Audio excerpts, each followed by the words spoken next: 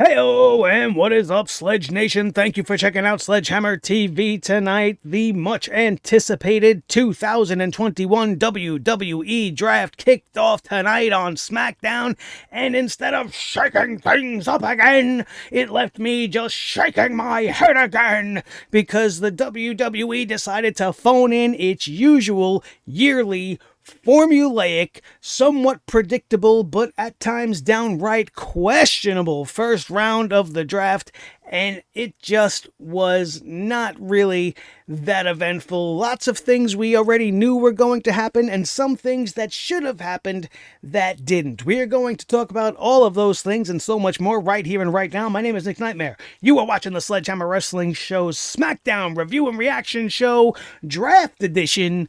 Let's do it.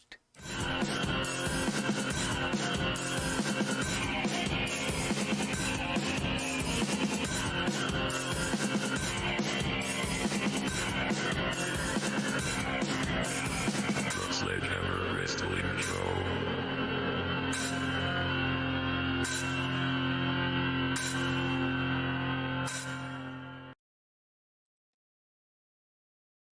Let me tell you all a story. For some of you fans that weren't around maybe a good 15, 20 years ago, I have to clue you in on something. The WWE Draft used to be an event. It used to be a must-see episode of WWE programming. Whether it was on Raw, SmackDown, both, it didn't matter. You had to tune in to check out the draft. It was usually a really, really important night. It usually was very impactful. They made cool decisions. They did things like have matches that actually, mattered and had some sort of an accountability to the draft. Like, oh my God, if you lose this match, then you're going to SmackDown. They used to do things that made the draft episode feel special. Most importantly, there used to be a solid figurehead for each show that you would see making decisions, talking to superstars, trying to one-up the other show. You would see these things actually happen during the course of the draft as if it meant something, as if it was actually important to each show. But we didn't go that route.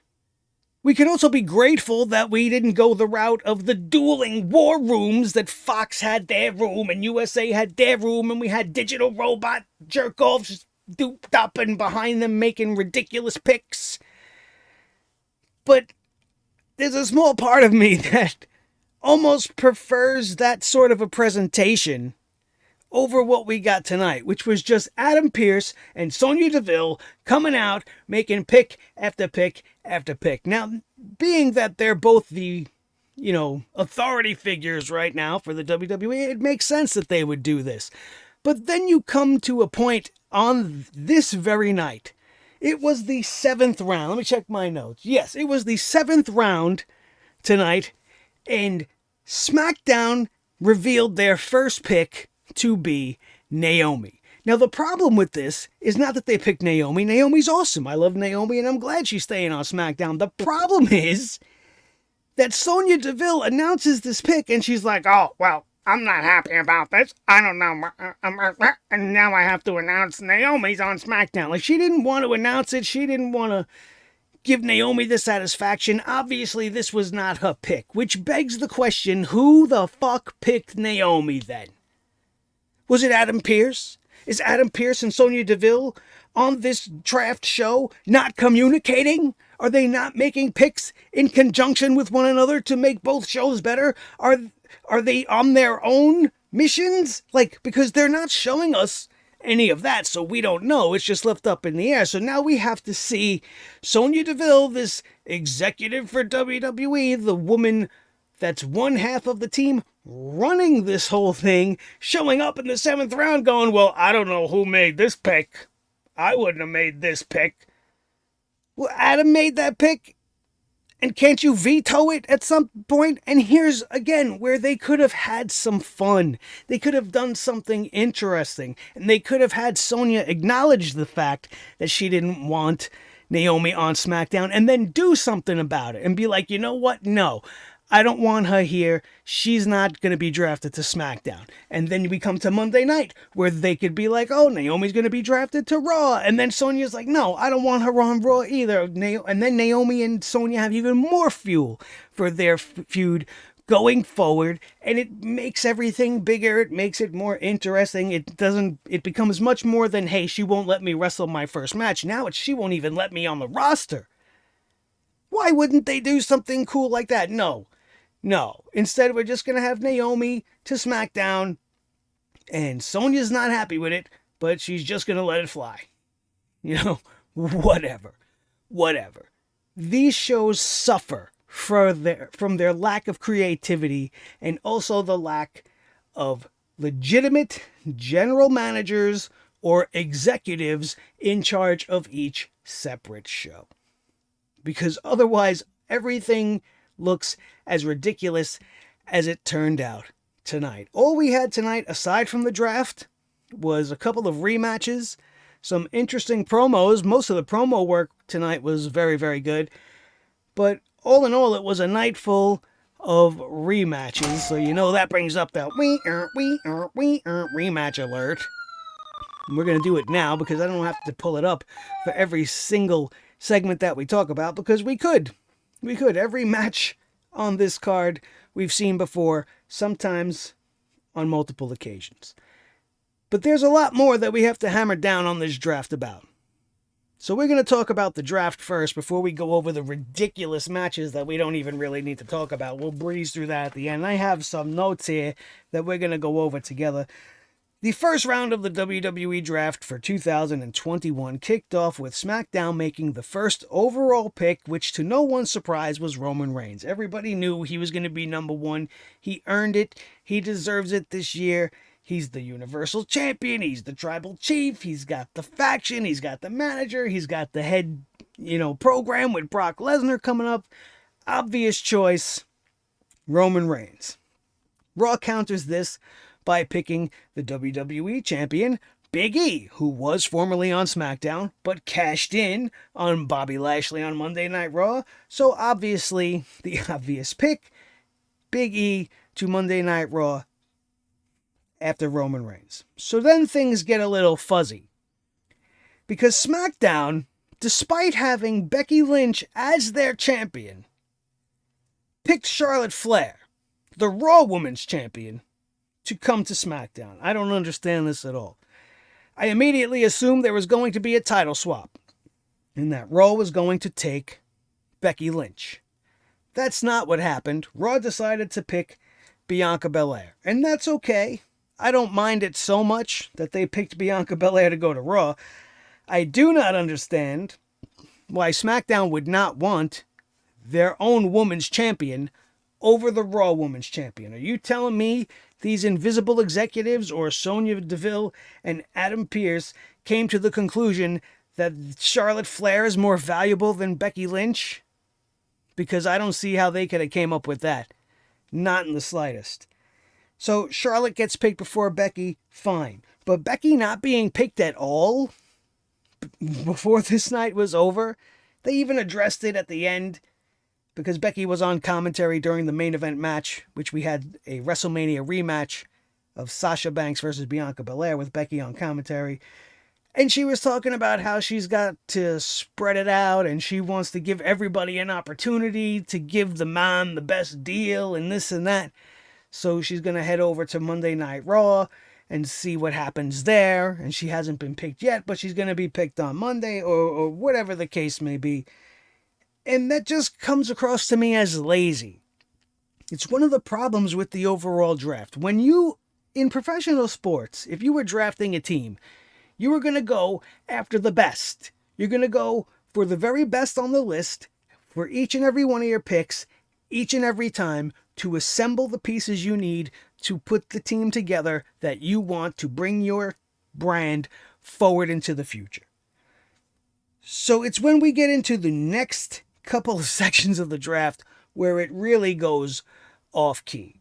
Because when the Intercontinental Champion doesn't get picked, the United States Champion doesn't get picked, Only one set of tag team champions get picked, and so many other notable names go undrafted, such as guys like Seth Rollins and Kevin Owens and many, many others that did not make the cut for the first round of the draft. But Happy fucking Corbin and his new ridiculously named mascot, Madcap Moss. Madcap Moss. Vince McMahon and Brucey Woosey are just out of their minds. They are lost in the 40s. Where did they get this word madcap? When was the last time somebody used the word madcap? 1922 in some Humphrey Bogart movie? This guy's madcap. I don't even know when. Who talks like this? Madcap Moss. They just wanted the alliteration with the M and the M? Why? Why? Couldn't he have just been Riddick Moss? Does it matter what you call him when you have him side by side with Happy fucking Corbin? And now you have this idiot who's dressing like Corbin, and his whole gimmick is he's going to tell bad jokes. We don't need somebody on the show telling bad jokes. WWE Creative itself is a bad joke. We don't need it. Monday Night Raw is a joke. We don't need some guy telling bad jokes on the show. We already have Pat McAfee for that. And Michael Cole. We don't need Madcap Moss.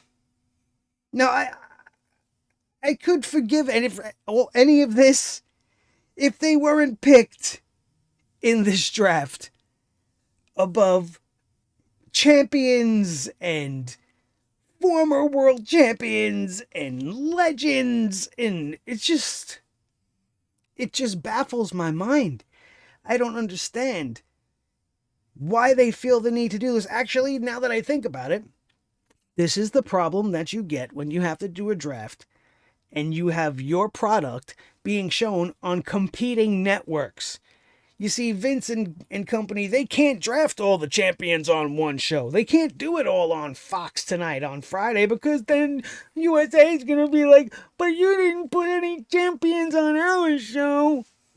But don't they realize that you're still going to get quality picks? Not every great wrestler on the roster is a champion. You got guys like Sammy. You got guys like Cesaro. You got guys like Sheamus. Damian Priest. None of these men were picked tonight, but Happy Corbin was picked. Keith the Bearcat Lee, who hasn't been on TV in months until the last couple of weeks, he was picked. But the United States champion was not. Shinsuke Nakamura, the Intercontinental Champion, was not. How do all of these picks not go in the first round? It's ludicrous. This is not how a draft works. You're telling me Monday Night Raw wanted to pick Austin Theory with their final pick tonight and not Shinsuke Nakamura, not Sheamus, not Bobby fucking Lashley, Cedric, Shelton, Chad Gable, Otis, we can go on. But they picked Austin Theory. Rhea Ripley and Nikki ASS. They got picked. Raw Women's Tag Team Champions. But the Usos didn't get picked tonight.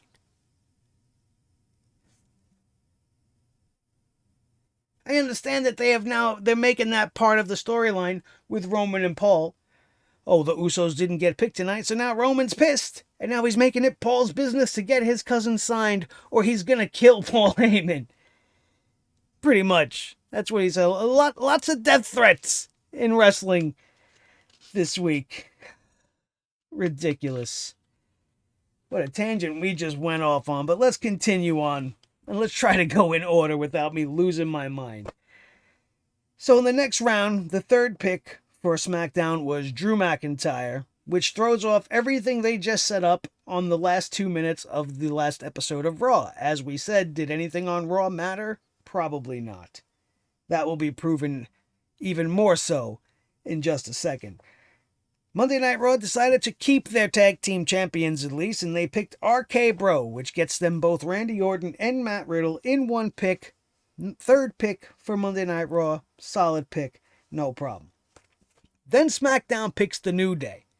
Big E went to Raw already, but SmackDown picked the New Day because WWE's hell-bent on keeping them apart. And I feel like they've been apart long enough that they should be allowed to be on the same show. You seen what was happening on Raw. You seen the New Day setting up once again as a real deal babyface faction, which is needed right now because, you know, if you brought back the Hurt Business, that would be great. But even if you don't do that, you could have had Big E and the New Day eventually against the Bloodline. Maybe at Survivor Series, which is coming up, or something cool like that. I guess they're still probably going to do that, but now the brand split already is going to mean nothing. Every time the New Day gets together, it's a slap in the face of this draft. Every moment forward from here, I don't understand the logic. You seen how the crowd was getting into it and how intense it was for the last couple of weeks as the New Day finally were reunited with Big E finally as the champ. You can give Woods and Kofi the tag belts one last time, make them all champions once again. It would be great. I think that would be great, especially when you have the foil of the Hurt Business on the other side. But that probably went down the tubes tonight as well. Monday Night Raw for the fourth pick tonight. Pick the Rated R Superstar Edge. Great pick. Again, solid pick. But here's a guy that's in the middle of a feud with Seth Rollins, literally in the middle of it. And now he has to go to Monday Night Raw. But thankfully, Michael Cole made it very clear that even though we're having the draft tonight, it doesn't apply until after we do the Crown Jewel pay-per-view. Which leads to the question, why didn't they just do the fucking draft after the pay-per-view then? Oh, because then it would be too close to Survivor Series. It's already too close to Survivor Series. What's the difference? What's the difference? Round 5 is where things start to take a turn here and there for the worse, depending on how you feel about things. Happy and Madcappy, they got picked. Corbin and Moss. SmackDown didn't pick the Usos, their own tag team champions. No, they didn't. They picked Happy and Dopey. Monday Night Raw then picked Rhea Ripley and Nikki Ash, as we said before. The sixth pick for SmackDown was Hit Row, a great stable from NXT that I'm not going to get excited about. Did you see what they did to Sanity? Yeah, let's never forget that. These are guys from NXT. It'll be 3 months before they're all probably renamed, repackaged, and split up. So I'm not going to... I love Hit Row in NXT. One of the only reasons I still even check out NXT on the regular. And I'm worried that they're being demoted to the main roster. But at least it's not Raw, right? At least they're going to SmackDown. So that's the positive. Round 6 for Monday Night Raw. Keith the Bearcat Lee staying on Monday Night Raw. The next 2 rounds were the last 2 rounds. Round number 7, SmackDown picked Naomi, much to the chagrin of Sonya Deville, and then Raw countered by picking Tiny Dad and Giant Baby Man Son, Ray and Dominic. And Dominic has been dying to be going on his own. He's been begging and pleading his dad, Tiny Dad, please just leave me the fuck alone and let me go and be my own pro wrestler. But Tiny Dad, he won't have it. And now even WWE don't see the writing on the wall, and they could have picked Dominic and put him on another show, but they didn't decide to go that route. Ray and Dominic stay together. This is going to ultimately lead to them breaking apart, which is something I've been begging for them to do for at least the last 6 months. They're doing a slow burn on it, which is fine, but I didn't expect them to be moving from SmackDown to Raw. The final round for SmackDown, they picked Jeff Hardy, which I guess is a good pick. I mean, he's a legend. He can have some good matches over there. Maybe we can see Hardy and Reigns. Maybe they think that's money. Jeff Hardy versus who else? I don't even know. Whoever they end up having, It'll probably end up being Hardy versus Happy. And I don't want to see anybody versus Happy. And then with the final pick tonight, as we already mentioned, Monday Night Raw selects Austin Theory. I don't understand the way they structure their picks. I don't see the importance of putting all of, or spreading rather, all of the big names across the two separate shows. It just makes your company look like a bunch of fucking idiots. And you already do that just by showing us how you book the shows to begin with. You probably want to put your best foot forward. We all look forward to this night with a little bit of hope. I didn't put all my eggs in this basket because year after year, we keep getting the same exact style of draft, complete with the same graphics that we've seen over and over. They just pull all this shit up to pretend to make things different, but in the end, nothing looks that great to me. And I can't get off the fact that when you have so much talent on that roster, guys like AJ Styles not going on the first night, somewhere within the first round of the draft, John Morrison, even The Miz, deserves to be on this list before an Austin Theory, or even Hit Row, or a Keith Lee right now, or Happy and Dopey. Especially those two. The worst pick of the night goes to that, which you know for sure we have to drop a poop hammer on. So that was your first night of the WWE Draft. Those were your picks. And then we have to talk about the rematches that they decided to give us in the few decent segments that we got tonight as well. Starting off right off the bat, Roman Reigns came out and he had a confrontation with Brock Lesnar. This was great. This was absolutely great. Paul Heyman said that Roman Reigns is the suplexorcist and he will not be going to Suplex City after he's defeated Finn Balor, exorcising the demon. I get it. Cool little pun work there by Paulie. But this would bring out the beast Brock Lesnar. They would go face to face, and next thing you know, they would go to blows, and then Roman Reigns would indeed tonight take a mini trip to Suplex City, getting 2 German suplexes before the Usos would save their cousin. There was a stare down between the two, and there would be more drama between them later on in the night, mostly verbally though, because Brock Lesnar would drop a little bit of a bombshell about his involvement with the draft a little bit later on in the show. First interview of the night went to the newly picked Raw Women's Champion Charlotte Flair, of course. And Charlotte said nothing interesting. She ignored the question that she was asked, and then she said, "Oh, I'm the first woman that's picked overall." And it doesn't matter. You were still picked second. You weren't picked first, so who gives a shit? You don't want to be special because you're a woman. You don't want to be categorized separately as women. So you're number 2. Right? Stop that shit. But Charlotte, being ever the heel, speaking of heels, Happy Dickhead and Dopey Mosshead came out, and we saw Happy Corbin versus Kevin Owens again. This match would lead to Kevin Owens losing to Happy thanks to the distraction, coming off the distraction from Mopey Moss. Should be Happy and Mopey. There you go. He laughs too much to be Mopey, I guess. I hate these characters. They're terrible. Everything Corbin touched turns to shit to me. I just can't deal with it. I just hate it.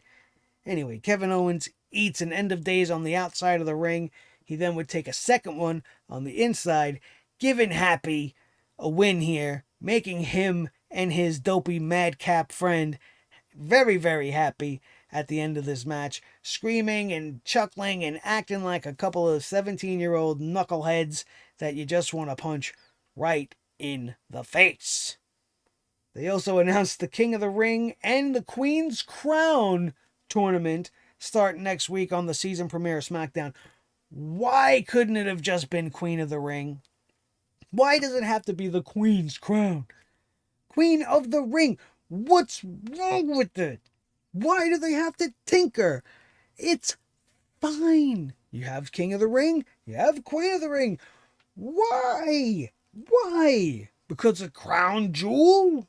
Don't we have enough crown shit to deal with? We gotta do the Queen's crown. Is she actually... You know what? You know what? Just forget it. This company is ridiculous. Ridiculous. We had another interview segment from Edge, and this was rather interesting because they went back a little bit of the Attitude Era route here. Edge is here tonight to confront Seth Rollins. Seth Rollins shows up on the Titantron. He didn't believe Edge was going to show up, so he took it upon himself to go to Edge's home. Edge is home, apparently, is also the home of the Wigglebutts, and you have to beware of the Wigglebutts. There's a sign on Edge's house that says so. I'm assuming the Wigglebutts are his dogs, and hopefully not what he calls his children. Maybe it is.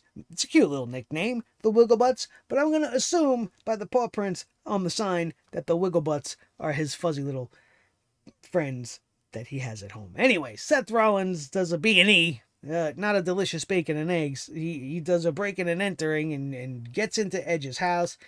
He's walking around. He's calling for Beth Phoenix. He's looking at his kids' drawings on the wall. He sat on the couch. He's like, I'm going to stay here all night. And then we go back to the arena where Edge is on the phone with Beth. He told her not to go home. He said to go to her brother's house because Seth Rollins is there.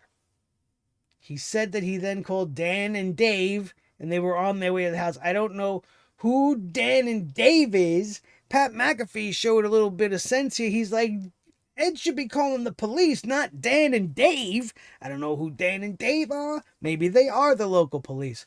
Who knows? Maybe they're just two next door neighbors that have a couple of shotguns and they're going to go blow Rollins' head off. Maybe not. He also said Rollins committed a very casual breaking and entering since he didn't actually break or force his entry in. He just kind of, walked in and that was that. That was the end of that. It was mildly entertaining. It was interesting, but considering that Edge is now going to be going to Raw after Crown Jewel, what does it really mean? And, to have the draft and then go a couple of weeks where the draft is not even put in place, everybody's going to probably forget by then.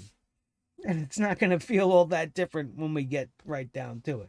You couldn't have Hit Row on the show tonight, but you had Charlotte on the show. Like, if you're going to announce them, at least have them come out or at least show some sort of a vignette package or something like that. Something interesting. But instead, we got Carmella versus Liv Morgan again. For nothing. Nothing. And the match didn't even end up happening. Liv Morgan jumped Carmella. She then got upset. She was worried about her face again. She put a stupid mask on, which made her look even worse. She looked even worse than I've ever seen her before. And she was doing this to protect her face and whatever. Carmella then attacked Liv Morgan, beat her up, and the segment would mercifully be over. It was way too long the minute it started. After the third round, the next match we had was the New Day and the Street Profits in an 8-man tag taking on the Alpha Academy and the Dirty Dizzogs, and this was just a 10-minute filler. 10-minute filler match. They were all happy that the New Day was going to have their first match now as official SmackDown superstars, but even though it doesn't count until, after Crown Jewel, all this weird... Like, in 1 minute, they want you to take it seriously now, but then they're like, yeah, but this doesn't have any effect until after the pay-per-view, and it's just mind-bogglingly dumb. Mind-bogglingly dumb. Ridiculous. But the New Day and the Street Profits defeat the Alpha Academy and Robert Roode. Very fast-paced, 8-man tag. Very basic. Every time we see the WWE with these multi-6, 8, 10-man tags, it's always the same thing. Spot fest towards the end. Everybody gets their shot. Baby faces go over here. Nothing really much to say. We go back to Brock Lesnar Oh, I'm sorry. Let's do this properly. Jeff Hardy was going to have an interview. He was going to have his first interview as a new member of SmackDown. And before he could even get a word in, Brock Lesnar showed up, and then Jeff Hardy, like a little bitch, was just like, "Oh, got you, Brock. I'm out of here." Anyway, Brock Lesnar apologized for the interruption and then went on to thank Paul Heyman, because Paul Heyman is a good friend of his, and he made sure that he remains a free agent because Brock's going to do what Brock wants to do when Brock wants to do it. And apparently Paul Heyman got him this sweet deal. Cut to Roman Reigns in his locker room, and this was my favorite moment of the night. Roman did not take too kindly to this. He asked Paul Heyman, "Are we friends? Are you Brock Lesnar's friend? Are you going to do the same thing for me? Why are you doing these things for Brock Lesnar? Yet my cousins didn't get drafted to my show tonight." And then Reigns started yelling and screaming at him, "Make sure they stay on SmackDown." Heyman's like, "I'm going to get it done, my tribal chief." Heyman was actually crying, actual tears. He looked like a sad puppy that just got caught with a bone he shouldn't have. It was good TV, man.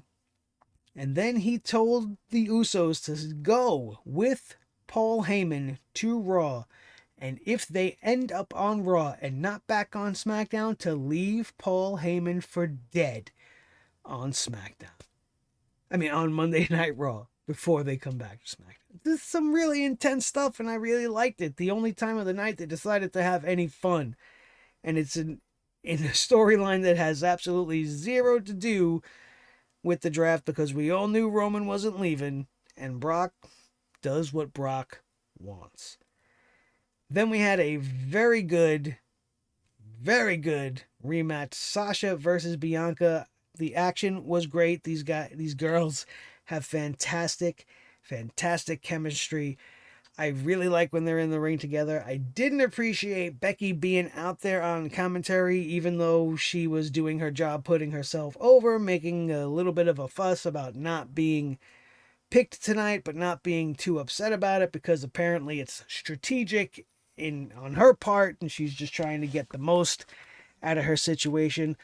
I can't see her not being drafted to Raw on Monday, and then we're gonna have this weird title switch situation like they did with the New Day and the Street Profits last year. They're just gonna hand each other the right belts to the corresponding shows. I don't know. But this match kind of pissed me off, only because if you were going to have two different distraction spots in this matchup, there was no reason to have Bianca Belair defeated. Here's a woman that got drafted to Monday Night Raw, and because it's her last night on SmackDown, is it her last night on SmackDown? I don't know. Is she going to be there the next couple of weeks? Who knows, right? This don't start till after Crown Jewel. But now you just made Raw, their number 2 pick on the night, look like a fucking loser. And there was no need for that, because you had Becky interfere, which should have caused the disqualification. You should have had the ref catch the spot, cause the disqualification, especially since the triple threat between the three of them is coming up. Nobody needed to lose here. Nobody needed to win here. And then to top it all off, if you didn't want to do it there, you had Charlotte come out for a post-match attack after Bianca got beat, when she should have at the very least been the one to make sure the match had no winner. This is her show now. She could have done the whole spiel. I'm the champ. It's all about me. Nobody cares about Sasha. Nobody cares about Bianca. Nobody cares about Becky. So that's why I went out there and did what I did. See how even I could write Charlotte better than they do, and I'm not even a fan. Not even a fan. So anyway, as we were saying, Charlotte comes out, attacks everybody. She attacks Sasha. She attacks Belair. She poses with the Raw Women's title. And then Becky poses with her title. And that ended SmackDown. And now next week's SmackDown, the season premiere, is going to feature the beginning of the King of the Ring and the Queen's Crown tournament. But the new roster split will not be in effect for it. But I guess everybody's going to know where they're going to go. I waited a little while after SmackDown to record this review because usually there are supplemental entries to the draft. Usually by the time midnight rolls around, WWE.com or WWE social media accounts are usually dropping different picks, or B, C, D level picks. But maybe they're saving that for the conclusion of the draft altogether. Who knows? They barely probably put this together tonight, so shouldn't expect them to do any extra work for after the show. Hopefully the show on this is hoping against hope to even say these words, but hopefully the draft on Raw is a more cohesive, better put together show than this very predictable, very formulaic, uninteresting, uninspired episode of SmackDown, and a terrible start to the draft, excitement wise. I mean, some picks were good, but for the most part, outside of Hit Row, nothing really big changed. Everything just kind of went the way we all expected, except for the Charlotte thing. Anyway, we'll get back to that on Monday night. To be sure that you don't miss that, make sure you are subscribed. If you enjoyed your time here with us today and you don't want to miss a thing, make sure you are notified. Hit that notification bell so that you don't miss it when our reviews drop here on Sledgehammer TV after every piece of crap WWE event. And we pray each and every single week for that slight turn back to when the WWE can get the job done and give us some good shows. We know they have the capability. We see it sometimes on the pay-per-views, but the weekly TV is still the drizzling shit. And the draft didn't look like it's going to help very much at all. My name is Nick Nightmare. This is the team, Thor the Sledgehammer, the official Sledgehammer, the Sledgehammer Wrestling Show, his tag team partner, the World Heavyweight Champion of all the microphones in all the world, Mr. Blue the Yeti microphone. The most important member of the team, as always, each and every single one of you. Make sure you do all the YouTube things. Leave a comment. Let me know what you think of the beginning of the draft. Hit that like button if you had a good time with us here on the show tonight. And then share this video with each and every one of your wrestling buddies all over the wrestling world, especially if they need a place to come and dump on the WWE the way we do here on Sledgehammer TV. That, my friends, is going to do it. We are out of here. We will see you next time right here on your new favorite wrestling show, the Sledgehammer Wrestling Show, only on Sledgehammer TV, right here on YouTube.com. Boom.